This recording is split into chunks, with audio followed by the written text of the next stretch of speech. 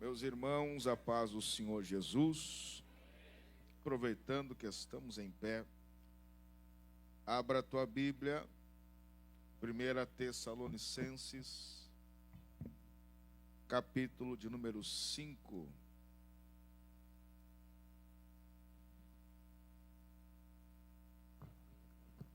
Primeira Tessalonicenses, capítulo de número 5.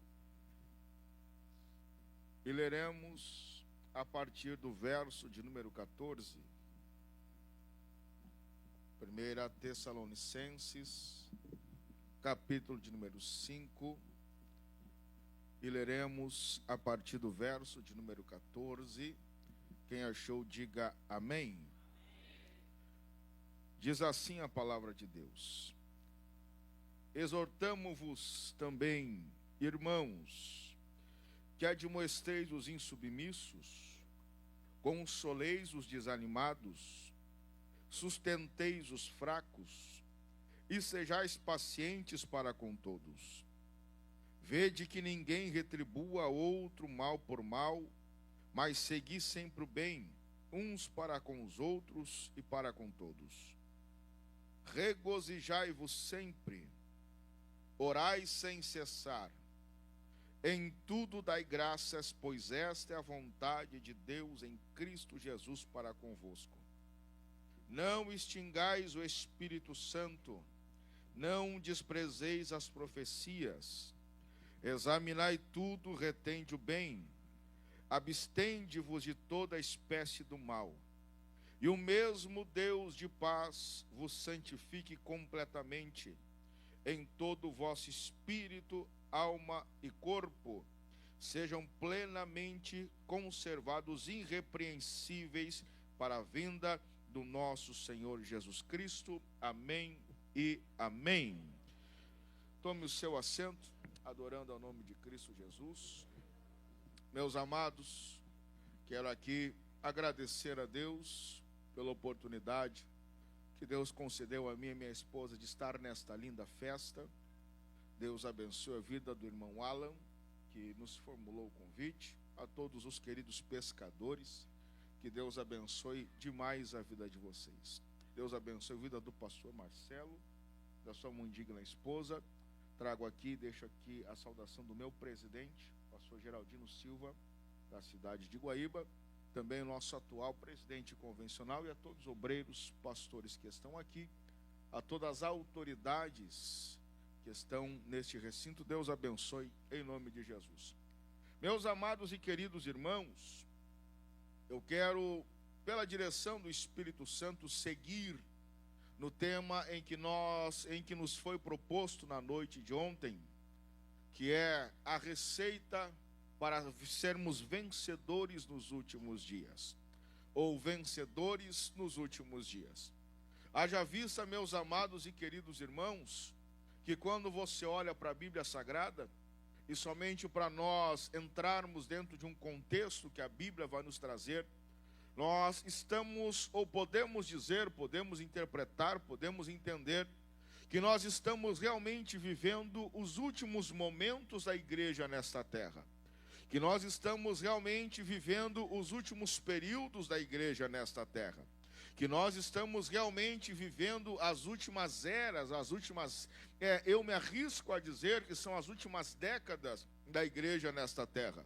E como eu já falei na noite de ontem, existe uma certa teoria teológica de que nós somos a geração do arrebatamento, e que depois de nós não haverá outra geração, mas nós já conheceremos a Jesus Cristo através do arrebatamento. Nós já conheceremos a pessoa de Jesus Cristo através da última trombeta que soará, ou da trombeta que soará para buscar a sua igreja. E nesse período em que nós estamos vivendo, nesse momento em que nós estamos vivendo, nesses últimos minutos da igreja na terra em que nós estamos vivendo, são momentos de trevas, são momentos de dor, são momentos de desespero, são momentos de apostasia, são momentos de tribulação, são momentos de escuridade, são momentos de um livre operar de Satanás em meio à sociedade que nós estamos vivendo. E todos nós que estamos aqui, com certeza, acompanhamos e conhecemos e sabemos de como o inferno tem se esforçado de maneira poderosa, de maneira diretiva, de maneira voraz, de maneira predatória, se esforçado para arrebentar, para desfazer, para aniquilar, para então envergonhar a cruz de Jesus Cristo, para então envergonhar o sacrifício no Calvário, para então envergonhar o Evangelho de Jesus Cristo, para então envergonhar o povo de Deus que está nesta terra. Mas quando você olha para a Bíblia Sagrada, é possível mesmo em meio a toda esta situação, é possível mesmo em meio a toda essa dificuldade, é possível mesmo em meio a toda a este ataque devorador de Satanás, mesmo em meio a este ataque destruidor da parte do inferno, é possível nós darmos glória a Deus, é possível nós regozijarmos o Senhor, é possível nós termos alegria no nosso coração, é possível nós rendermos graças a Deus. Por quê? Porque Deus ainda cuida dos seus, Deus ainda preserva os seus, Deus ainda cuida daqueles que servem a Ele, Deus ainda tem compromisso com aqueles que têm compromisso com Ele. Eu repito o que os pregadores antigos diziam nas suas pregações: Deus tem compromisso com aqueles que têm compromisso com Ele. Deus ainda preserva aqueles que estão na palma de sua mão.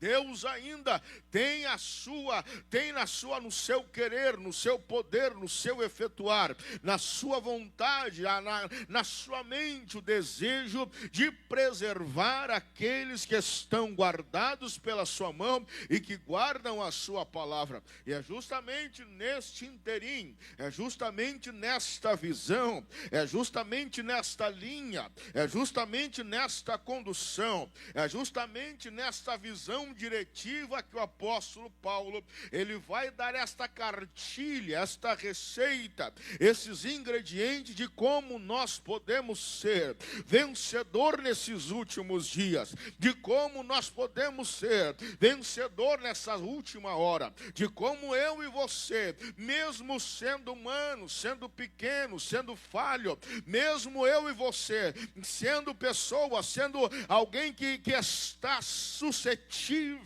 a errar, suscetível a pecar, suscetível a algum momento da nossa trajetória, nós estarmos subordinados aos nossos desejos e paixões, estarmos subordinados à nossa velha natureza, à nossa carne, à nossa velha criatura. É possível sim a presença de Deus estar na minha e na sua vida. É possível sim a graça de Deus estar em mim e estar em você. Quando eu chego nesta parte da mensagem, aleluia, eu preciso dizer que eu estou seguindo o direcionamento do Espírito Santo aqui nesta noite.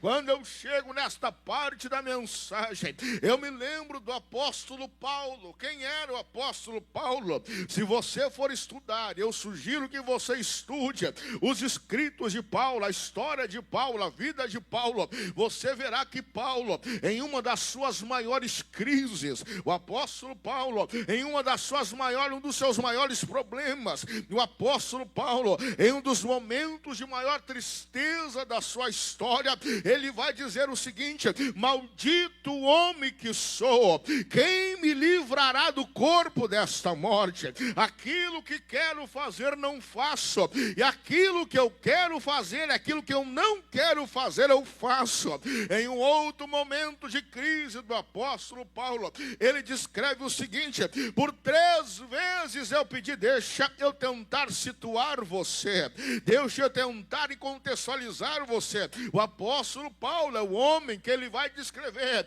Eu conheci na sua carta, ele vai escrever: ver. Eu conheci um homem que não sei se por espírito ou corporalmente subiu até o Santo dos Santos e ouviu lá coisas inefáveis, coisas indizíveis e recebeu a revelação do céu. O apóstolo Paulo é aquele que tem um encontro com Jesus Cristo no caminho de Damasco. Há quem diga, a cultura vai dizer que o apóstolo Paulo, por ser uma autoridade religiosa, o apóstolo Paulo, por ser uma autoridade militar, ele estava possivelmente em cima de um cavalo e no caminho de Damasco, com a carta autorizando a tortura dos crentes no caminho de Damasco. Ele tem um encontro com o dono da igreja, ele tem um encontro com o dono da obra, ele tem um encontro com Cristo ressuscitado, ele tem um encontro com o dono da igreja.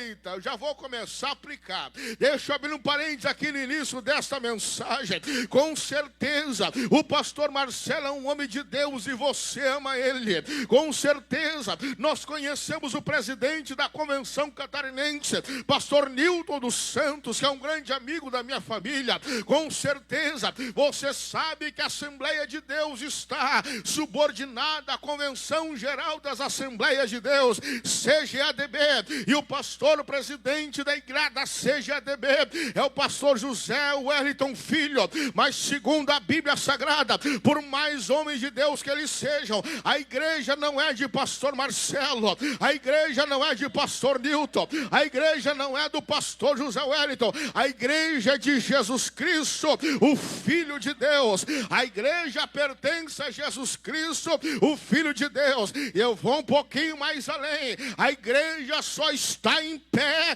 por causa de Jesus Cristo. A igreja só está em pé porque Jesus Cristo é o fundamento da igreja. A igreja só está em pé porque Jesus Cristo é a pedra angular da igreja. A igreja só está em pé porque Jesus Cristo disse: sobre esta pedra eu edificarei a minha igreja, a minha igreja, e as portas do inferno não prevalecerão contra ela. Eu sempre digo, pastor Marcelo, que graças a Deus a igreja não está fundada em nós, graças a Deus a igreja não está fundamentada em nós, graças a Deus a igreja não está alicerçada em nós, porque se a igreja estivesse alicerçada no Eliezer, ela já teria perdido há muito tempo.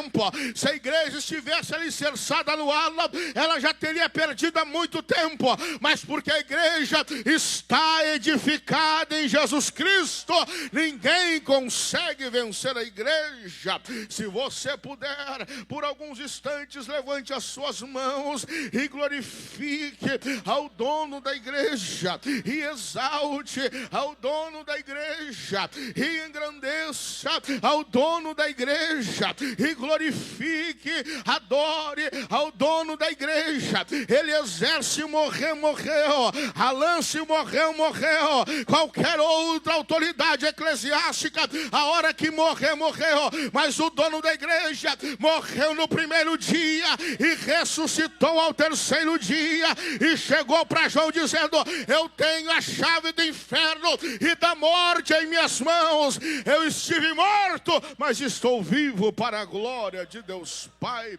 Aleluia, aleluia, aleluia, aleluia, aleluia. Eu já volto para o texto. Eu preciso seguir a direção do Espírito Santo. Eu já volto para o texto. Mas sabe o que o Espírito de Deus me lembra no início desta mensagem? É o porquê que nós somos cristãos. É o porquê que nós somos crentes. Claro, num país laico em que nós vivemos, todo respeito a todas as religiões que estão no nosso país, todo respeito a quem segue a sua crença, quem segue a sua fé, quem segue a sua filosofia de vida. Mas sabe por que eu sou crente? Eu vou falar por que eu sou crente. Sabe por que eu prego o evangelho? Eu respondo por que eu prego o evangelho. Sabe por que a igreja está em pé? Eu respondo por que a igreja está em pé. Porque se você for lá na cidade, lá no país da França, terá um mausoléu muito bonito dizendo: aqui já os restos mortais de Allan Kardec, o pai do kardecismo. Se você for em Medina, lá no Oriente Médio, terá um mausoléu muito bonito, um monumento bonito, dizendo: aqui jaz restos mortais de Maomé, o pai do islamismo. Se você for na Índia, você vai chegar na cidade de Buda, estará um Buda de quase meia tonelada de bronze, escrito embaixo: aqui jaz restos mortais de Siddhartha Gautama, o pai do budismo. Se você for nos Estados Unidos, encontrará um túmulo dizendo: aqui jaz restos mortais de Joseph Smith, o pai do mormonismo. Mas se você for em Jerusalém, aonde está o túmulo de Cristo, você vai chegar, eita, você chegará lá, encontrará pedra removida, escrito na parede: ele não está aqui, porque já ressuscitou.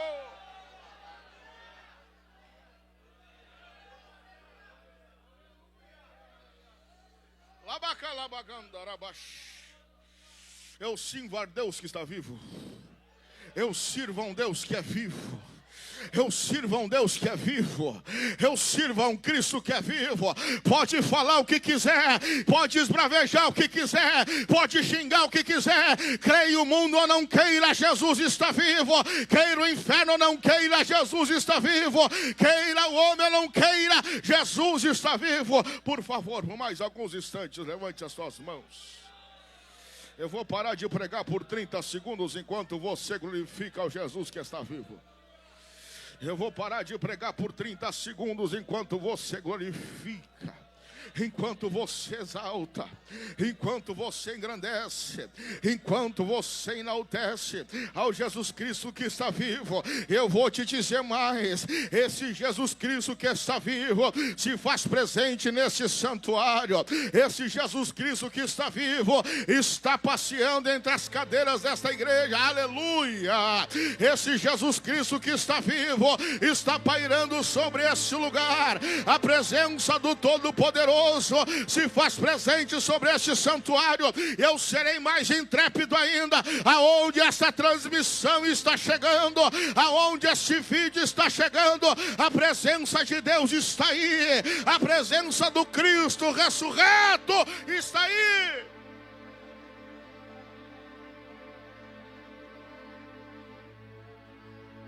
E se Jesus está vivo, podemos ficar tranquilos que a igreja está garantida. Se Jesus está vivo, fique tranquilo, porque o seu cristianismo está garantido. Se Jesus está vivo, fique tranquilo. Obrigado. Pode acontecer o que acontecer. Pode vir o que vier. Pode se levantar a onda que se levantar. E vocês entendem mais de onda do que eu. Pode se levantar a onda que se levantar. O barco chamado igreja não afunda.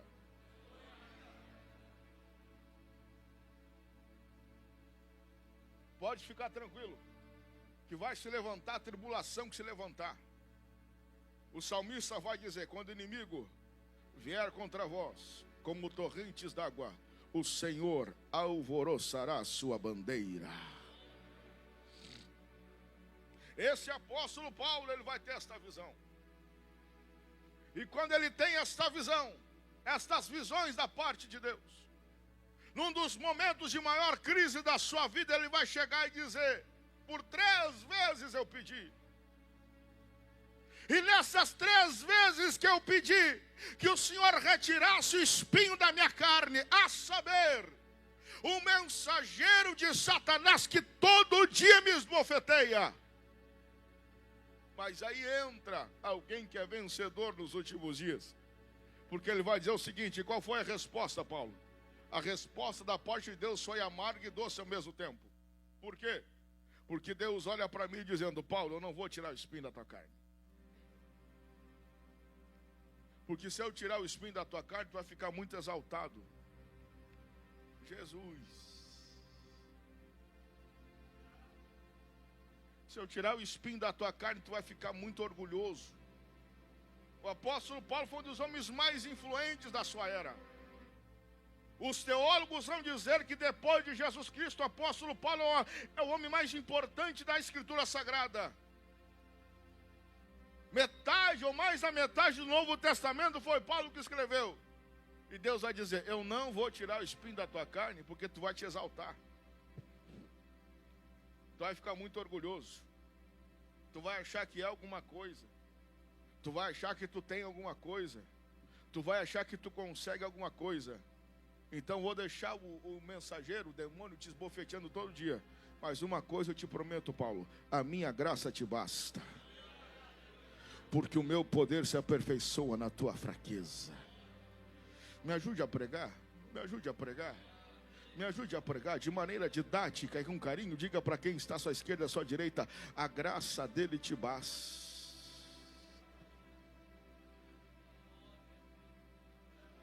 Diga para o seu amigo, dá uma chacoalhada nele, dá uma chacoalhada nele, dizer: a graça de Deus te basta. Urabaxarabacanda, Urabacanda, Arabaxarabacanda, Arabagalabachai. Eu estou tentando entrar na mensagem, mas o Espírito Santo de Deus está me enviando para um outro momento agora. E o Espírito Santo me envia para o momento profético deste culto. Fecha os teus olhos, por favor. Eu não sou de fazer isso. Eu não sou de fazer muito isso. Mas eu preciso seguir a direção do Espírito Santo.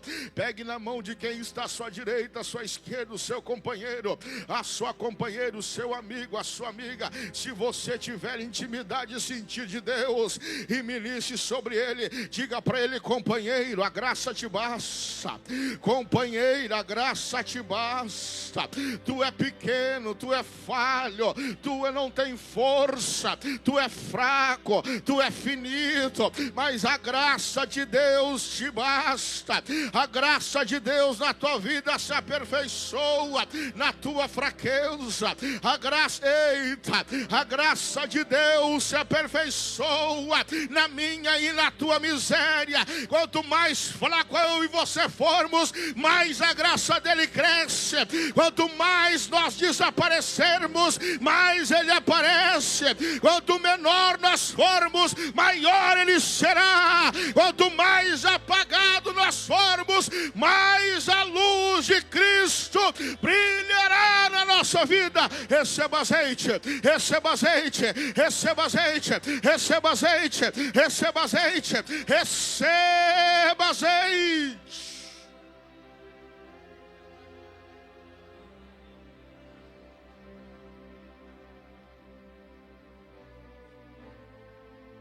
Tem pescador que vai sair brilhando aqui hoje. Tem pescador que vai chegar lá no barco, dando uma olhadinha: mas o que tu tem, tchê? Que brilho é esse? Que luz é essa? Que tu está diferente, está radiante? Aí tu vai lembrar do pastor Eliezer dizendo: a graça de Deus está brilhando através de mim.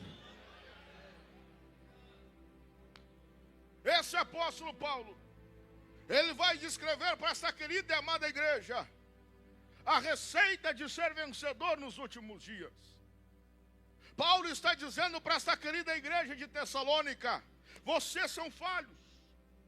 E se você estudar a primeira e segunda carta, eu sugiro que você estude, você verá que Paulo aponta várias falhas desta igreja. Você vai ver que Paulo vai dizer para essa querida igreja: vocês têm problemas.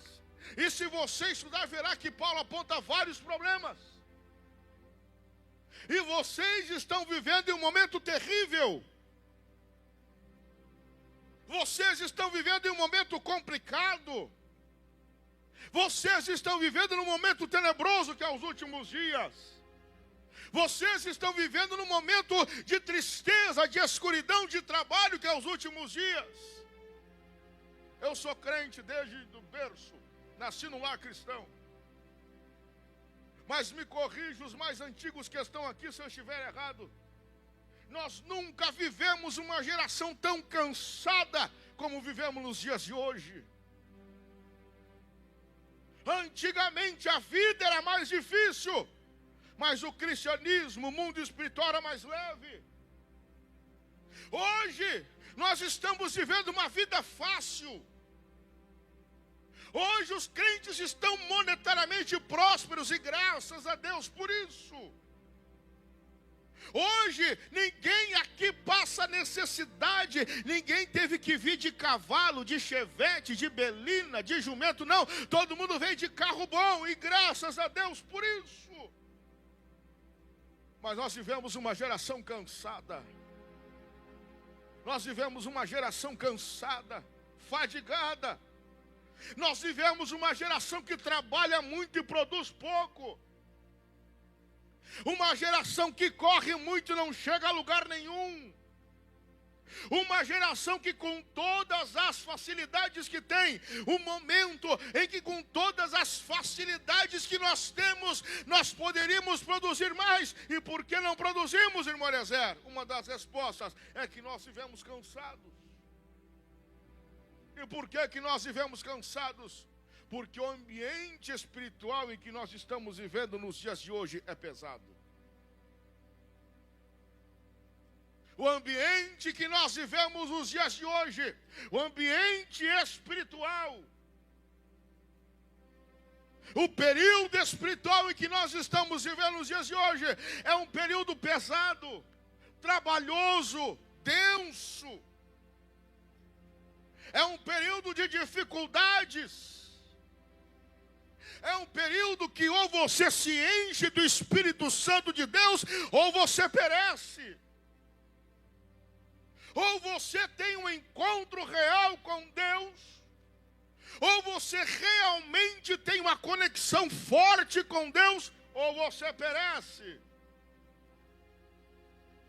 É um momento em que a Bíblia vai chamar de livre ação do anticristo, em que a Bíblia vai dizer que o Deus deste mundo, que é Satanás, cegou o entendimento dos homens para que não possam ver a verdade. É o que Jesus vai dizer: o mundo jaz do maligno. É o que Jesus vai dizer para a sua igreja: eu vos envio como ovelha em meio a lobos. É o que Jesus vai dizer que nos últimos dias nós sofreríamos as dores de parto. O que é dores de parto? É o que nós estamos vivendo hoje. Nós temos tudo e não temos nada ao mesmo tempo. Nós possuímos tudo e não possuímos nada ao mesmo tempo. Nós temos abertura, nós temos condições. Nós temos hoje um aparelhozinho desse é capaz de ligar você com o mundo inteiro.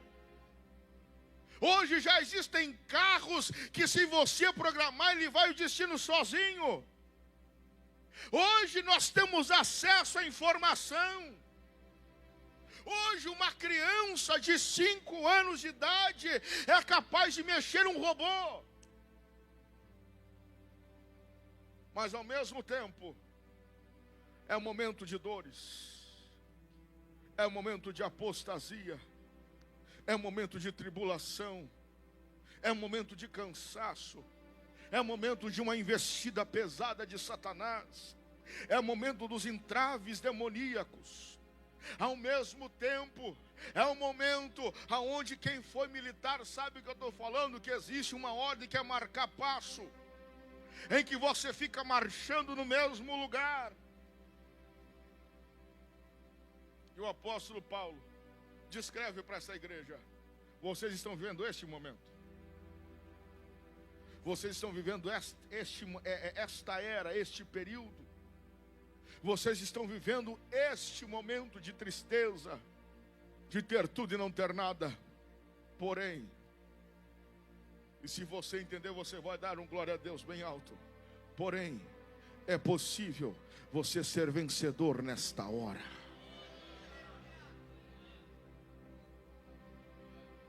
Eu repito o que eu disse aqui na noite de ontem: se Satanás está investindo pesado contra a igreja, Se Satanás está investindo de maneira voraz contra a igreja, se Satanás está querendo arrebentar com tudo e com todo, existe existe um investimento pesado do céu sobre mim e sobre você. Existe o interesse de Deus em investir pesado em mim e você. Se existe o apóstata do lado de fora, existe o crente cheio dentro da igreja. Se existe o iníquo do lado de fora, existe o santo dentro da igreja. Se existe o desgraçado do lado de fora, existe o superabundante graça dentro da igreja. Deus quer apostar em mim, Deus quer apostar em você. E é isso que o apóstolo Paulo está dizendo aqui. Vocês podem ser vencedores nesses últimos dias. Mas Paulo, olha para a situação, Paulo. Parece que o inferno se personificou. Parece que Satanás está afrontando de maneira real e visível. Parece que o inferno resolveu abrir as portas e vir contra nós. Paulo está dizendo, vocês podem vencer. E eu estou tentando avançar na mensagem. Eu estou tentando continuar na mensagem. Mas eu estou sendo travado pelo Espírito Santo de Deus aqui. E eu acabo de entender da parte de Deus, pastor Marcelo, repito, é a primeira vez que eu piso nesse lugar. É a primeira vez que eu piso nesta igreja. Mas eu acabo de entender da parte do Espírito Santo de Deus, ao meu entendimento, que o Espírito de Deus está removendo um peso deste lugar.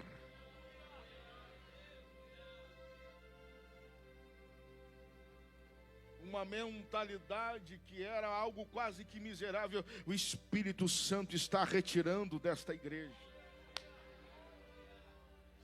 Uma mentalidade que estava travando o crescimento, o andamento da igreja de Porto Belo. Escreva o que eu estou dizendo. O Espírito de Deus está nesta noite dizendo, eu retiro este peso, eu retiro esta bigorna, eu arranco esta situação e algo novo eu derramo sobre a igreja de Porto Belo. Por quê? Porque é possível vencer em momentos difíceis. A primeira, permaneça com a sua Bíblia aberta comigo. Eu prometo que hoje eu não vou demorar muito. A primeira coisa, o primeiro ingrediente da receita do apóstolo Paulo está no verso 14, que eu não vou repetir aqui, mas o verso 14, ele vai concluir que o que é ser igreja. Você quer saber o que é ser a igreja de verdade? A igreja de Jesus Cristo, o verso 14 do capítulo 5 nos fará. O que nos falará? O que é a igreja de Jesus Cristo de verdade? Em diante nós teremos vários ingredientes, mas eu quero nessa noite focar em alguns. O primeiro ingrediente para nós sermos uma igreja poderosa está no verso de número 16, capítulo 5, verso de número 16, que na minha versão vai dizer o seguinte: regozijai-vos sempre. Obrigado, querido. Alegre-se, oh, que maravilha. Alegrem-se sempre. Veja que aqui não é uma pergunta, não é uma indagação, não é uma ideia, não é um mandamento, é algo definitivo, diretivo. Ele vai dizer para a igreja sofrida, aleluia, para essa igreja que estava recebendo ataque de Satanás e ataque do mundo físico, para esta igreja que estava sendo perseguida, para esta igreja que estava sofrendo dificuldades, ele vai dizer: vocês querem vencer nos últimos dias? Estejam sempre alegres, independente da situação, independente da dificuldade, independente do momento, estejam alegres. Veja bem, que Paulo está dizendo o seguinte: regozijai-vos sempre, é porque haverá momentos de tristeza, haverá momentos de dificuldade, haverá momentos em que a cruz pesará, haverá momentos, meu irmão, em que o caminho ficará pedregoso, espinhento, difícil.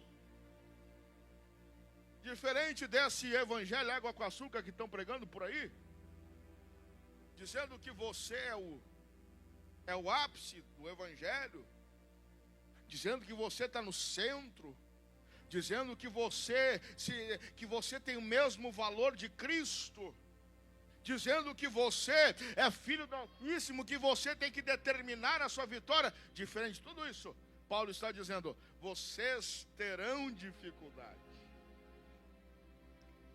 vocês passarão por momentos de intempéries. Deixa eu tentar falar na linguagem dos pescadores: vocês terão tempestades em alto mar. Vocês terão. Vocês com certeza atravessarão momentos de medo. Vocês com certeza atravessarão momentos de dificuldade. Mas quando você é crente em Jesus Cristo, quando você está firmado na rocha, quando a sua âncora é Jesus Cristo, quando você está firmado na pedra angular que é Jesus Cristo, a tristeza vem, o momento difícil vem, a coisa complica, mas mesmo nesse momento, você faz que nem Jó e se levanta dizendo: eu sei que o meu Redentor vive e por fim se levantará. Nesse contexto, abra sua Bíblia comigo em Filipenses. Botem na tela para mim, por favor, Filipenses capítulo número 4, verso número 4.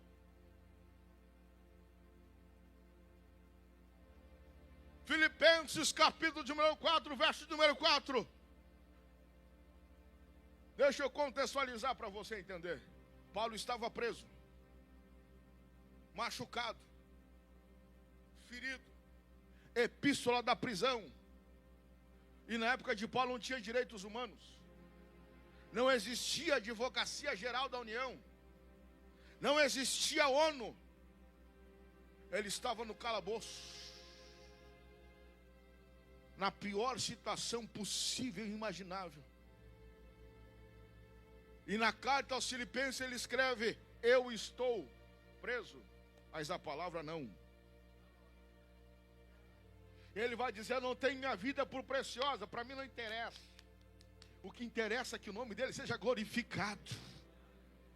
Para mim o viver é Cristo, morrer é ganho. E ele escreve para essa igreja que estava chorando por ele, dizendo: alegre-se sempre no Senhor. Direi outra vez: alegrem-se.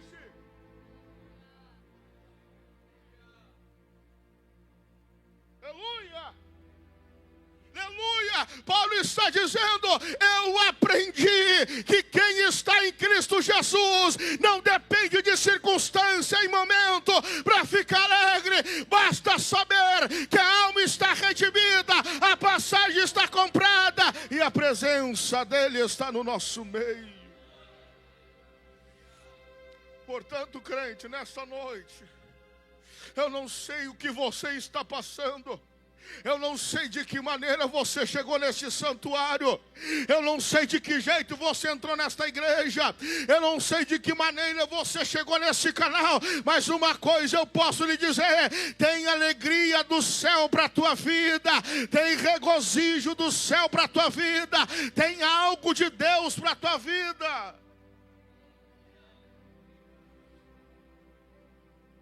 Pedro descreve a sua primeira carta para uma igreja que estava sendo perseguida.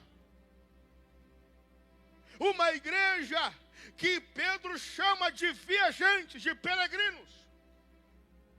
Uma igreja que estava sofrendo todo tipo de agrura. Na carta que Pedro escreve, 1 Pedro, era uma igreja onde até mesmo nobres romanos haviam se convertido ao Evangelho. E por causa desta conversão, eles perderam tudo. Por causa desta conversão, o Estado tirou tudo deles. E Pedro vai dizer o seguinte para essa gente. E no contexto, estude depois. Eles eram enxergados como marginais do Império Romano. E Pedro vai dizer: se alegrem, porque vocês têm a honra de sofrer as marcas do Calvário. Alegrem-se, porque vocês têm a honra de passar pelo mesmo caminho de Jesus.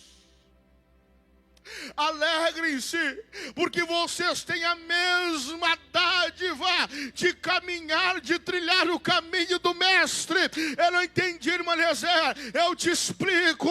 Quanto mais você trilha o caminho do Mestre, é dificultoso, é dolorido, é trabalhoso, é complicado, mas quanto mais você anda, mais parecido com Ele, mais a cara dele, mais igual a Ele, mais igual a Ele você fica.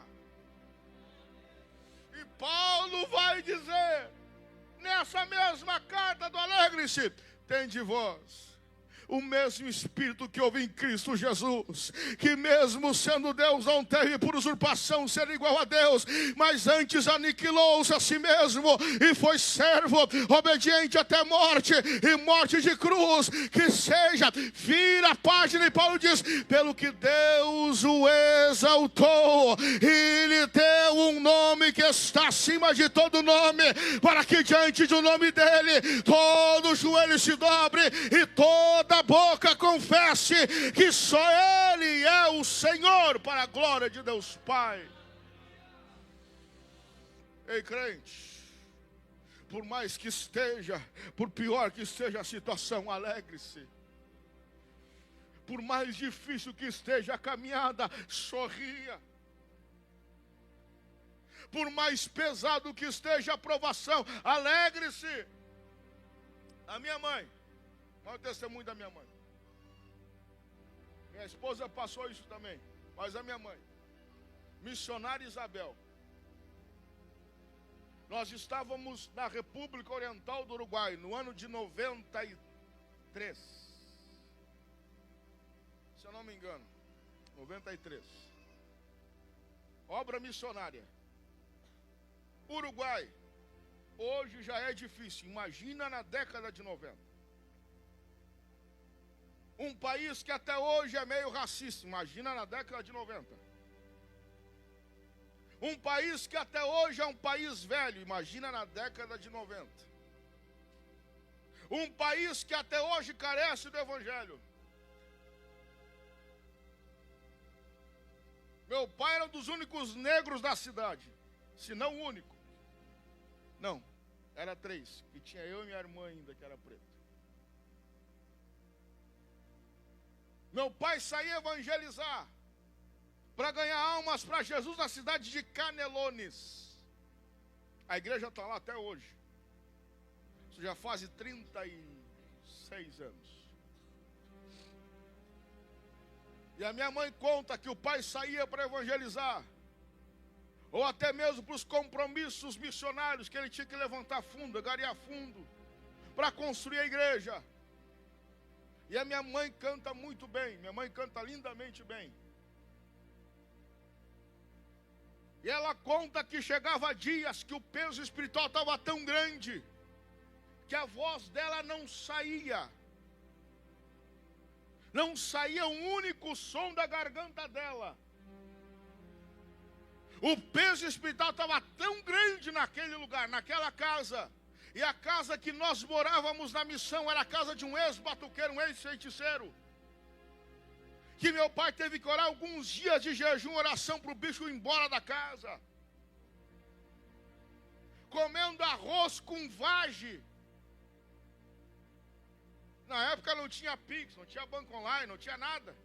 Para receber o salário você tinha que ir até a fronteira, pregar o salário, fazer a troca de moeda e depois ir para casa. E minha mãe fazendo arroz com tchaucha, que é um tipo de vagem do Uruguai. E ela cozinhando, eu era pequeno, minha irmã também. E o peso espiritual estava tão grande naquele lugar que ela não saía um único som da garganta da minha mãe. Aí ela achou uma tática. Ela começava a cantar em pensamento. E ela ia adorando a Deus em pensamento. Ia cantando em pensamento. Um dia eu vou perguntar aqui no que ela cantava, mas ela ia cantando em pensamento, louvando a Deus em pensamento. E aquele negócio começava a aliviar. Aquele peso espiritual começava a sair.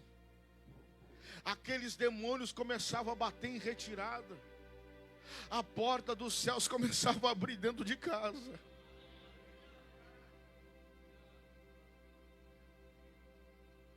E quando ela começava a cantar, de repente, aos pouquinhos, um som da garganta dela começava a sair. E quando esse som começava a sair, ela ia cantando mais alto e mais alto e mais alto, com mais intensidade. De repente a voz saía.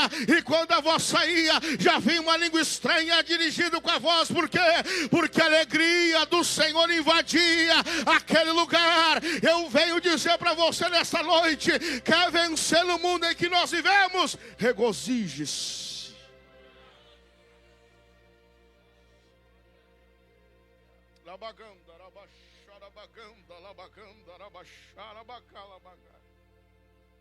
Regozije-se.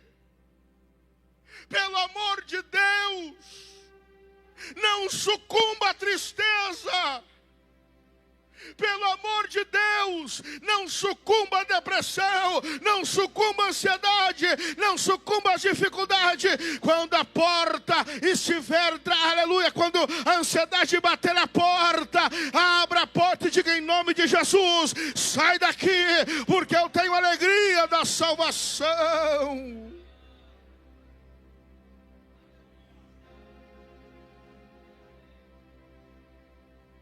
Feche os teus olhos. Deus, Santo Espírito, aonde tiver um coração que precisa de alegria, eu te peço que nesta noite este coração receba a alegria da tua parte. Em nome de Jesus eu repreendo a depressão da tua vida. Em nome de Jesus eu repreendo a síndrome do pânico da tua vida. Em nome de Jesus eu repreendo a ansiedade da tua vida. Em nome de Jesus eu digo para esse Satanás que está te incomodando, que ele vai pegar as coisas dele e vai embora da tua casa, do teu trabalho, do teu barco, da tua pescaria, porque o dono da água entrará na tua situação. O dono do mundo entrará na tua situação. O dono da história vai entrar lá. Olha que lindo, o Espírito Santo é maravilhoso. Eu sinto a presença dele aqui. Eu repito, irmão, o Espírito Santo de Deus mudou meu estilo de pregação. Não é dessa maneira que eu pregava até então, mas o Senhor mudou, porque eu entendo que Ele está querendo trabalhar em vidas de maneira pontual aqui. Deus trabalha sim na igreja, mas Deus quer trabalhar individualmente na tua alma. Estavam os discípulos dentro do barco, no mar da Galileia, e o vento batendo, o vento soprando, e o barquinho quase indo.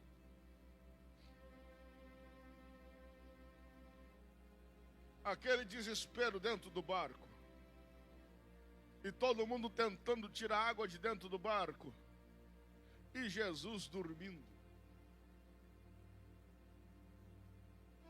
Jesus num sono pesado, no sono dos inocentes. Você sabia que esta passagem do barco e a passagem que Jesus andou por cima das águas, na verdade é uma profecia que se cumpre? Jesus andando por cima das águas e repreendendo nesta passagem do barco, é uma profecia que se cumpre.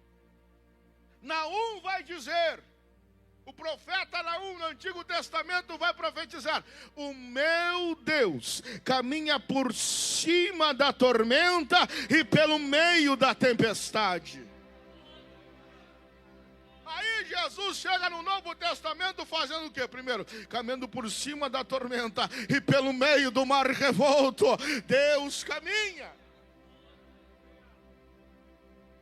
Como diz um amigo meu lá do Rio Grande do Sul, Vicente, que é Gaudério, estavam os discípulos com uma latinha de ervilha tirando água do barco. De repente alguém grita dizendo: Senhor, nós vamos morrer. Jesus vai terminar. Senhor, não te dá que pereçamos. Faz Sol maior para mim aí. Sol maior. Mestre, o mar se revolta, as ondas nos dão pavor. O céu se reveste de trevas, não temos um Salvador. Aos discípulos: aqui morramos, podes assim dormir, se a cada momento nos vemos. Discípulos, sim, prestes a sul. Aí levanta o Deus a tormenta. As ondas atendem ao meu andar, sossegai,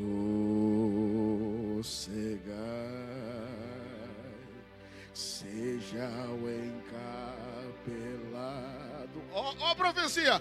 A ira dos homens, o gênio do mal, nas águas não podem a nau tragar, que leva o Senhor, mestre, céu e mar.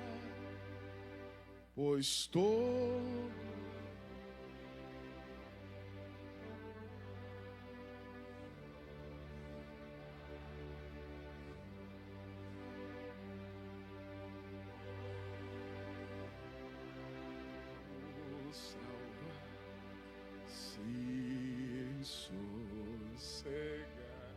Verso 2: Mestre, nas minhas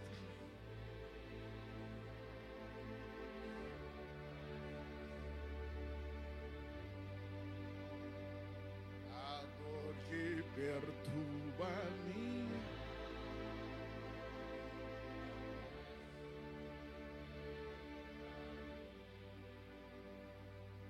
tendas do mal que me encobre, quem me fará sair? Pereço sem ti, ó Senhor.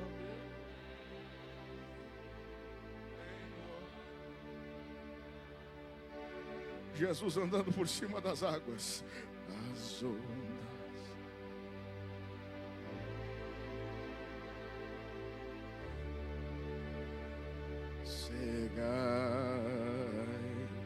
Seja o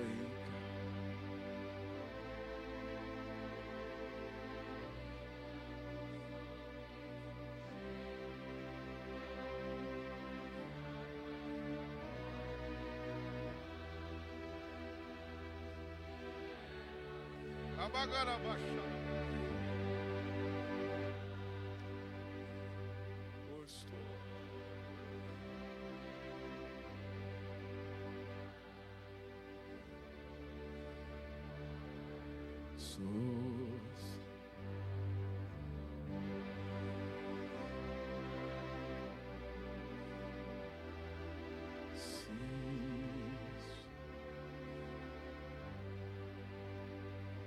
Regozije-se sempre.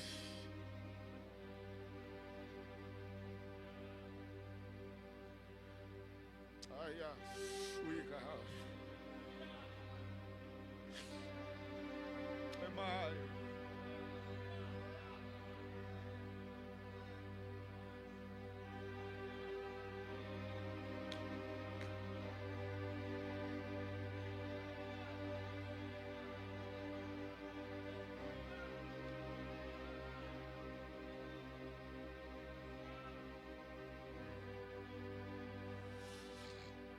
Ai, que lá mandereias. Que amai que lebre a canderejas. O rebacai dele mandarabash.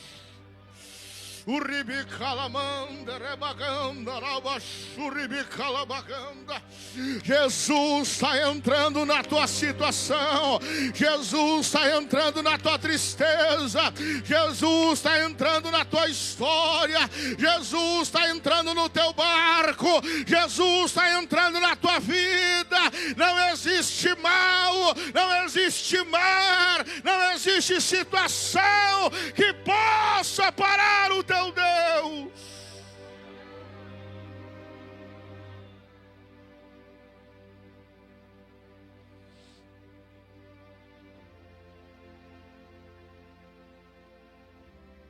Ainda eu e a irmã Carla, na obra missionária, lá no Vale do Taquari, onde as cidades ficaram submersas,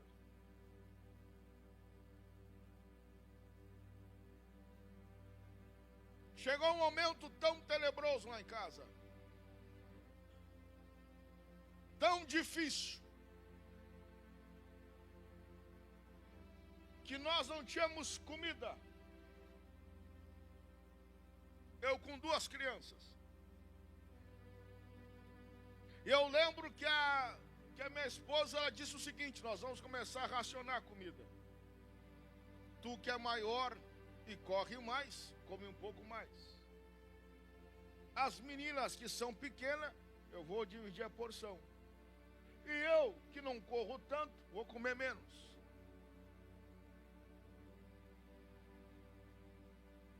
Só que esse racionamento, digamos assim, chegou um momento que terminou.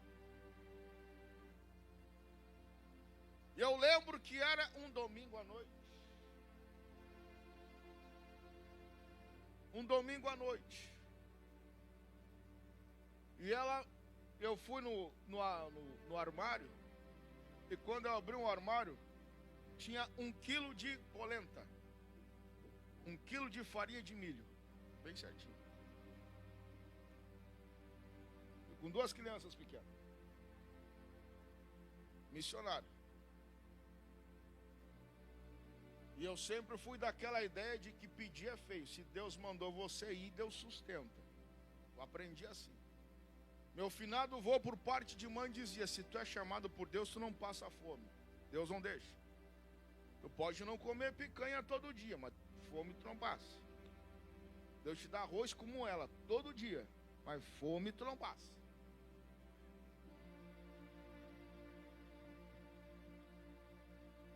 E aquele dia eu lembro que eu falei para minha esposa: se Deus nos trouxe para cá, Ele nos sustentará. Eu lembro que na segunda-feira pela manhã, mais ou menos entre 7h30, eu fui para a igreja para orar. E eu passei a manhã toda dentro da igreja, em consagração, dizendo: Jesus, Tu me trouxe para cá. Eu não tenho da onde tirar. E eu não vou pedir.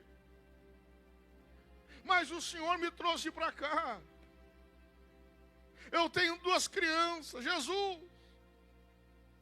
E não existe nada pior para um pai, já estou terminando, do que você ver um filho prestes a passar necessidade. Eu orei e chorei a manhã inteira. Lá pelas 11h20 da manhã eu estou retornando para casa, a pé. Demorava mais ou menos 1 quilômetro, 1,5 quilômetros da igreja. Estou voltando para casa a pé. Quando eu chego perto de casa, na porta de casa, eu sinto o cheiro de bife frito. Digo: ó, o corvo veio. Eu chego dentro de casa, está minha esposa fritando bife, fazendo comida, chorando. Chorando de alegria. que aconteceu? Aí veio o testemunho. Eu fui orar. Uma irmã passou lá em casa e disse: missionária, vão no mercado. Ela não sabia de nada. Missionária, vão no mercado. Foi no maior mercado da cidade. Fez um rancho que durou para 3 meses.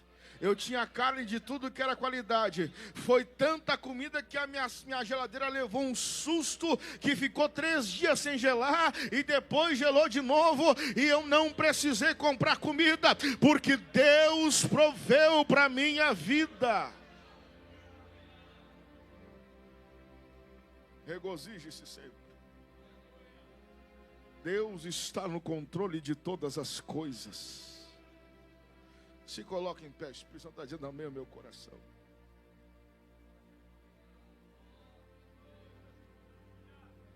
Eu teria mais coisas para falar, mas eu não vou forçar.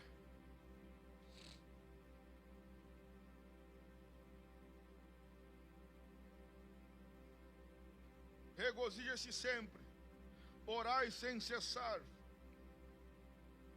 Atos 1:14, todos permaneciam em oração. Em tudo dai graças, Filipenses 4:19.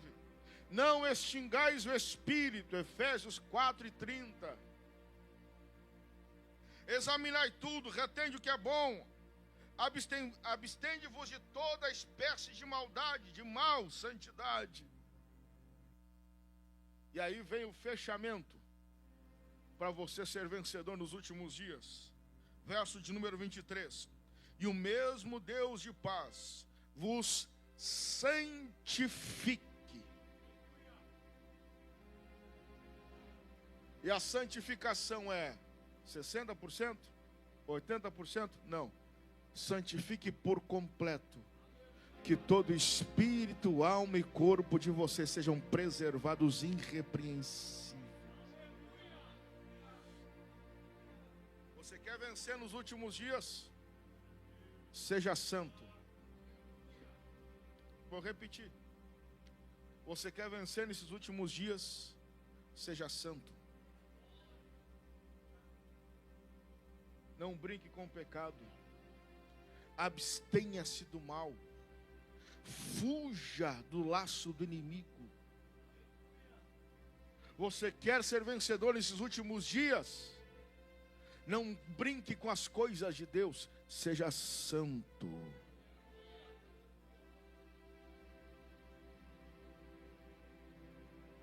Feche os seus olhos, por favor. Eu termino. Jesus, eu preguei a tua palavra. Eu falei exatamente o que o Senhor mandou eu falar.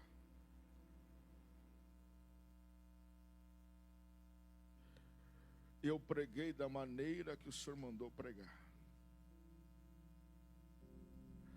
A palavra é tua, a igreja é tua, a glória é para ti, a honra é para ti. Eu te peço, Pai, que nesse momento todos os grilhões sejam quebrados, que todas as algemas sejam desfeitas, que todas as correntes sejam despedaçadas, e que o teu nome seja glorificado nesta noite. Olhe para mim aqui. Olhe para mim aqui.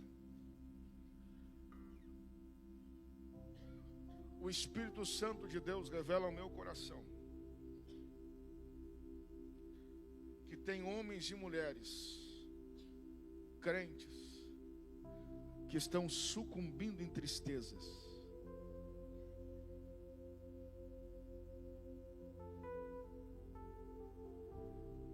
que estão afogando-se num charco de tristeza, que estão sendo vencidos por um cansaço terrível. Satanás não conseguiu te derrubar no pecado, não conseguiu acabar com a tua chamada, não conseguiu parar a tua caminhada. Então o que ele fez? Ele botou você, e botou em você, ou tentou botar em você, um fardo de tristeza, de ansiedade. Só que Jesus me trouxe aqui nos pescadores. No quarto dia, no terceiro dia deste congresso. Amanhã será maravilhoso. Meu amigo pastor Alex Gonçalves vai virar essa igreja. Deus será na vida dele. Mas hoje Deus quer te tirar deste charco de lodo.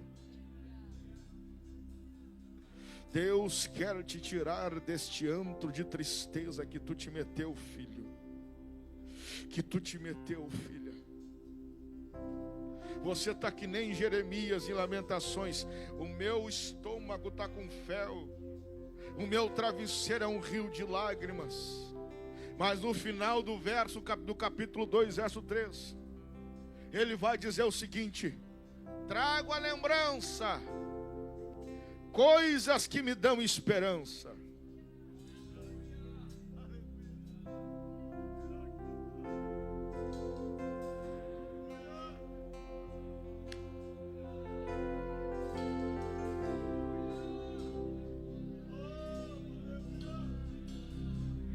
Trago a lembrança coisas que me dão esperança. A Bíblia não diz, mas eu imagino que lembra da festa, do culto, da glória de Deus descendo no templo.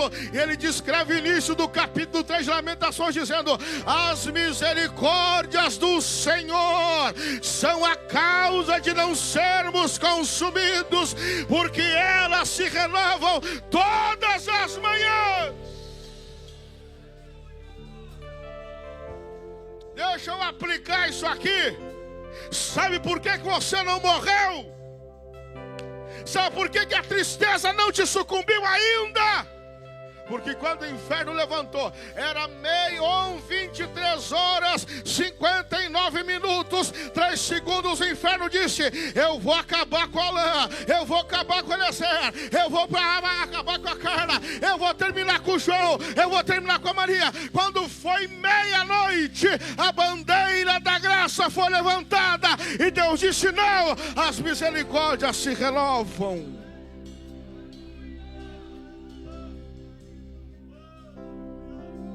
Você, crente, que precisa ter renovo na sua alegria,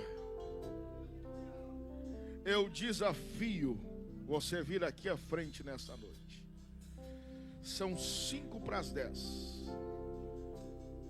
Eu vou dar 5 minutos para você vir.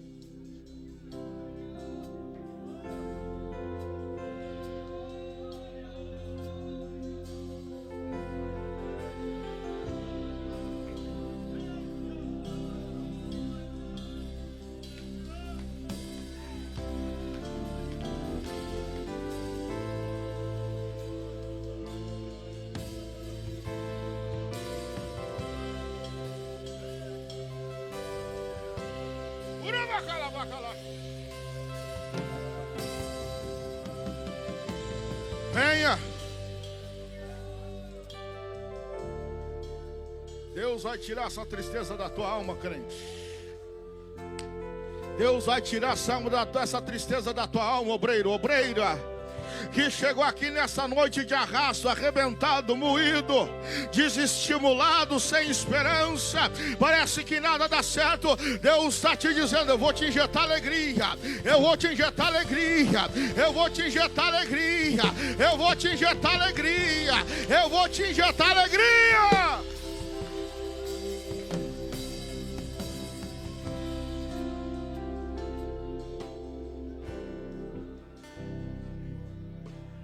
É tão sério isso, que o salmista vai dizer: alegria do Senhor.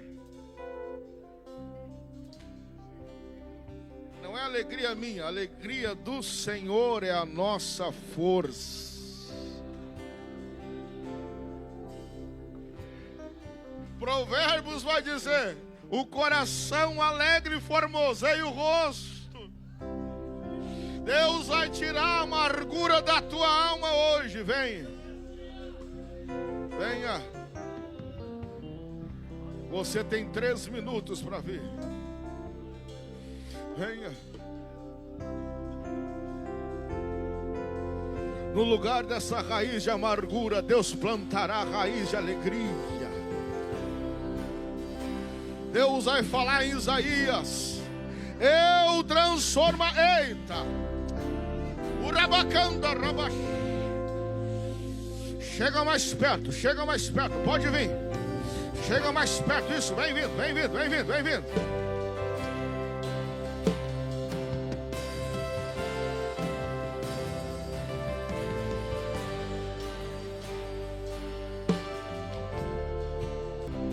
Filho pródigo ou filha pródiga, que nós conhecemos como desviado. Desviado é o capeta. Você é filha, só precisa voltar para casa. Quem nesta noite quer voltar para Jesus, levante a sua mão. Tem um, glória. Mais alguém que quer voltar para Jesus hoje? Nós temos 2 que já voltaram para os caminhos. Mais alguém que quer voltar hoje, levante a mão. Se tem, tá voltando para Jesus também? Vem. Mais um para Jesus. Aleluia. Vem meu filho. Que maravilha. Que glória. Eu preciso de alguém que abrace ele aqui. Vai orar com ele. Não desgruda dele não. Mais um que está voltando para Jesus. Mais alguém que quer voltar para Jesus, levante a mão. Alguém que está fora. É parente?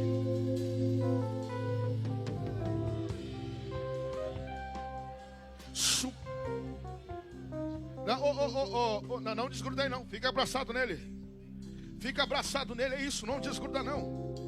Esse é o maior milagre desse final de semana. Jesus ainda une famílias. Tem alguém lá no telão que quer vir para Jesus, que quer voltar para Jesus, ou quer entregar sua vida para Jesus? Alguém lá no telão? Temos alguém? Eu preciso orar. O trio se prepare depois da oração. Entre rachando vocês 3. Feche os teus olhos. Feche os seus olhos. Quem ficou no banco, se puder sentir, dê a mão para quem está à sua direita, à sua esquerda. Eu vou perguntar pela última vez. Mas alguém que quer entregar sua vida para Jesus, ou voltar para Jesus, levante a sua mão. Mais alguém? Meus 5 minutos terminaram. Mais alguém? Feche os seus olhos, pescadores. Eu tenho uma palavra profética, Alan. Pastor Marcelo. Muitos aqui não serão, a partir de hoje, não serão somente pescadores de peixes. Olhe e escreva o que eu estou dizendo. Haverá um acréscimo de crentes nesse lugar, porque os pescadores não serão mais somente de peixe, mas serão pescadores de homens. Feche os seus olhos. Tem uma labareda de fogo dentro desse lugar. Tem uma labareda de fogo dentro dessa igreja. Tem uma labareda de urabacalabachanda. Urabacanda arabaxarabacanda lá. Urabacanda arabacanda arabaxá.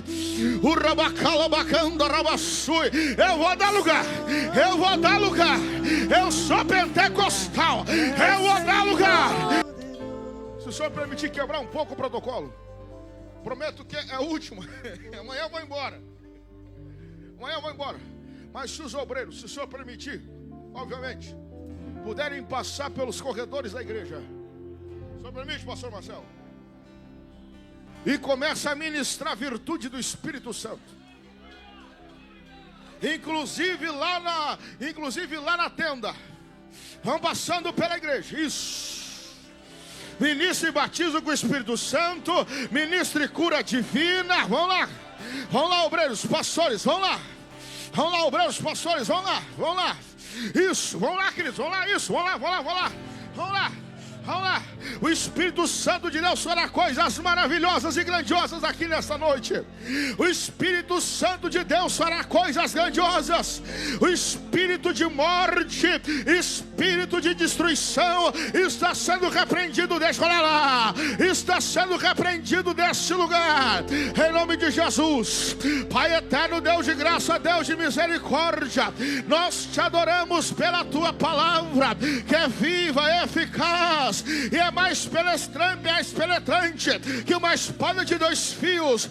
Eu te agradeço, Pai, pelos meus irmãos que estavam fora e foram encontrados hoje, que retornaram para o rebanho, retornaram para o aprisco, que nesta noite, Pai, deram um passo de fé e saíram de uma vida depravada, destruída, e vieram para os santos, aqueles que permanecerão na tua alegria. Pai, nesta noite eu te peço, Santo Espírito, que aonde tiver um coração que por acaso está triste, está cabrunhado, está, Senhor, amargurado, eu te peço, Pai, que aonde tinha tristeza, que a partir de agora haja alegria, haja fortalecimento, haja graça, haja urabacanda, rabachandarai, haja poder, haja unção, que a alegria da salvação retorne para o coração de cada um. Deus de graça, Deus de misericórdia, eu te peço que aonde tiver um altar que está pronto para receber fogo, derrama fogo agora, derrama fogo, fogo, fogo, fogo, derrama fogo, fogo, fogo, fogo, aquele que está vazio, enche, enche, enche, enche, enche, enche, enche, enche, enche, enche. Minha última participação. Minha última participação. Eu quero que as famílias se reúnam. As famílias que estão aqui, por favor, se reúnam. As famílias que estão aqui se reúnam.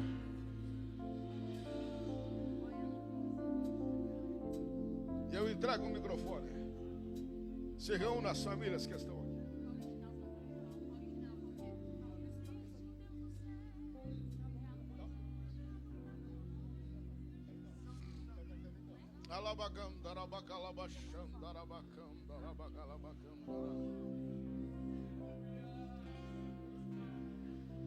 Irmão Eliezer, eu não tenho família, não aqui na igreja, sou o único crente, enfim, sou viúvo, viúva. Então você adotará uma família que esteja perto de você. Você adotará uma família que esteja perto de você. Por que isso, irmão Eliezer? Aonde Deus tem me mandado, pastor Marcelo, Deus tem revelado ao meu entendimento que existe um esforço poderoso do inferno para destruir famílias. Se não tem família, não tem igreja. Se não tem família, não tem sociedade. Não existe ministério sem família. Existe família sem ministério. Ministério sem família não existe. E qual é a ideia, irmão Eliezer? Que a partir de hoje o fogo pegue dentro de casa. Vai estar o irmão no trabalho. Ó, começou. Vai estar o irmão no trabalho, nos seus diversos afazeres. De repente, do nada, o Santo Espírito desce e enche o vaso. Vai estar a irmã nos seus afazeres diários. E do nada vai começar a chorar, falar em línguas estranhas. Estará os filhos no seu ambiente familiar. E daqui a pouco a glória de Deus desce, aí o negócio toma conta. É isso que Deus tem para você. Você não vai vir para a igreja para ser incendiado. Você já vem incendiado de casa. Você não virá para a igreja para ser curado. Você já vem curado de casa. E nesse exato momento, alguns grilhões estão sendo quebrados no mundo espiritual.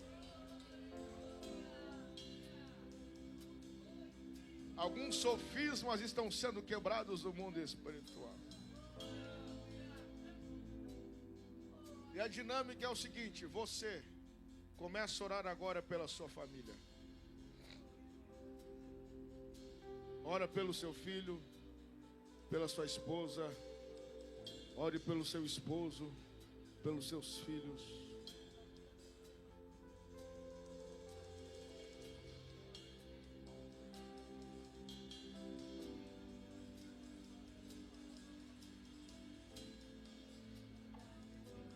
Não tem nada mais lindo do que um pai e um filho pulando cheio do Espírito Santo.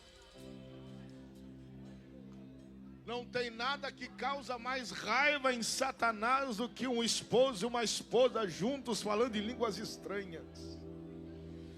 Não tem nada mais tremendo no mundo espiritual do que a filha e a mãe pulando juntos cheio do Espírito Santo. Não tem.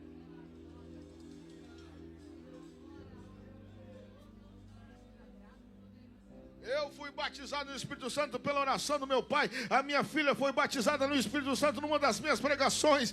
Ore, ore, continue orando. Vai acender uma chama aí dentro da tua família, no teu seio familiar. Eu vou dar 30 segundos para você orar e depois eu termino, eu começo a oração.